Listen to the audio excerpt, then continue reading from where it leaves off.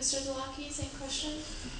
The most important task of the mayor this time around absolutely is create the environment that jobs will come to Modesto and encourage and help those that are here in Modesto right now. That is the task. That is the reason I got in this race. When I was contemplating it back in the beginning of this year, that wasn't really the major discussion of the debates at the time. Unemployment is unacceptable. Do you realize right now we're at what, 18%, 17%, depends on whatever it might be. But we're double the national unemployment. We are habitually double the unemployment of whatever the national rate is. And that's been acceptable. That is atrocious. It shouldn't be acceptable. We cannot stay at double the national unemployment even in the good times. Our good times are 9%. The rest of the nation is crying like crazy because they're at 9%. That's not acceptable. We should be competitive enough and have the jobs enough that we're lower than the rest of the United States. We're in middle California. The ports are right next door. All of the natural resources we have in California, and we're double the national. That's unacceptable. And as mayor, I'm not going to stop until we're below the national unemployment rate. That's my drive. And that's my promise, is to make that change. And we have to change by changing our culture in our city to where jobs are. They're not the old 20th century low-wage, low-skilled jobs. If we want to improve our unemployment, we have to get out of the box and get to where the economy is better. And it's right next door. Just look at all the examples. They're all over the place. And we can capture some of that because our youth, you right now, are anxious to do that. You're anxious to take those jobs. Now, all you need is the opportunity for it to get here. And I want to see it here. Thank you. Mr. Hahn, same question.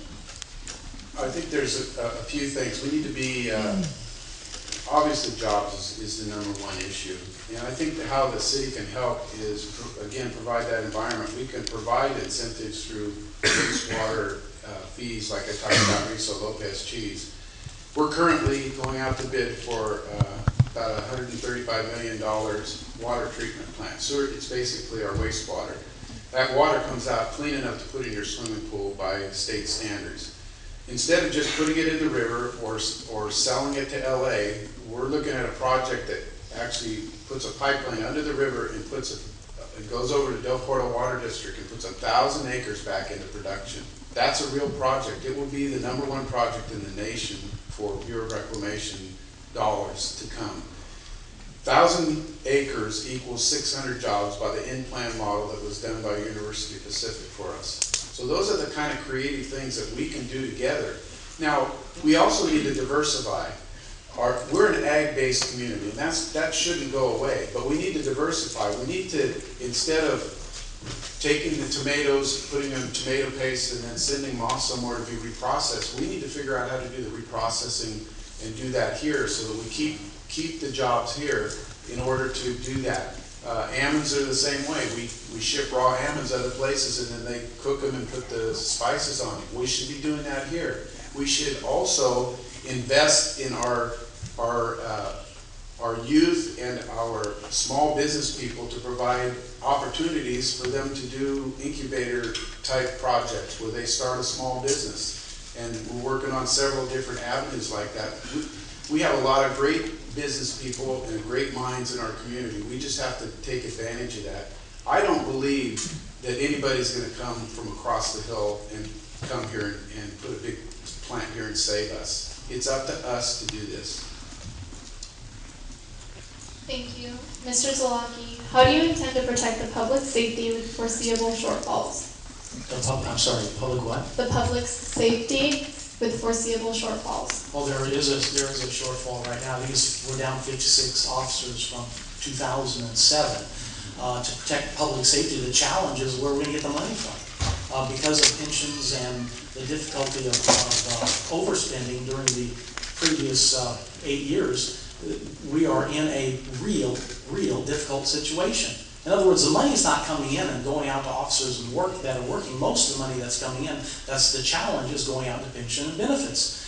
Pension and benefits were extremely generous during the middle of the 2000s. And that's not my fault. That's the fault of those that voted for pension and benefits in the last 8 years. And the prior years, starting about 2001, when they passed these very generous plans where you could retire with more money in salary than you earned when you worked. And that's why we're flat running out of money for public safety. So what can we do about it? One, their contracts. You can't break their contracts unless you go bankrupt, and I'm not sure that's going to work.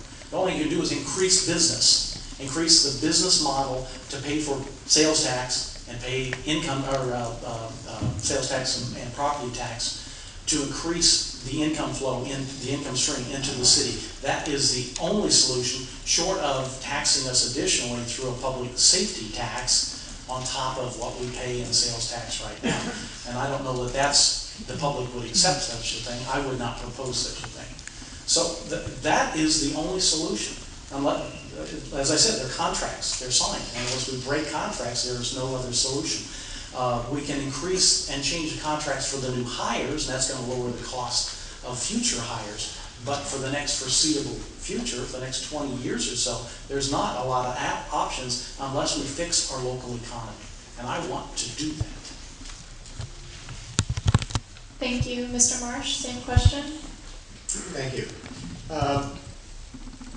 The solution is exactly what Mr. Zalaki said, which is increasing business here so that we have more revenue. But looking back at the whole pension question and the problems there really date back to well before anybody on the current council was elected. Back when Gray Davis was still governor, he made a change in the statewide pension that drastically affected all the cities. And our city and the councils before the current council caved in, really, and gave up benefits that were excessive in my mind. We have, the current council, all 7 of us, have been working very diligently to changing that. All of the association groups have agreed to switch their formula for how their pensions figured from their best year to the average of 3 years. They've all agreed to change the age of retirement.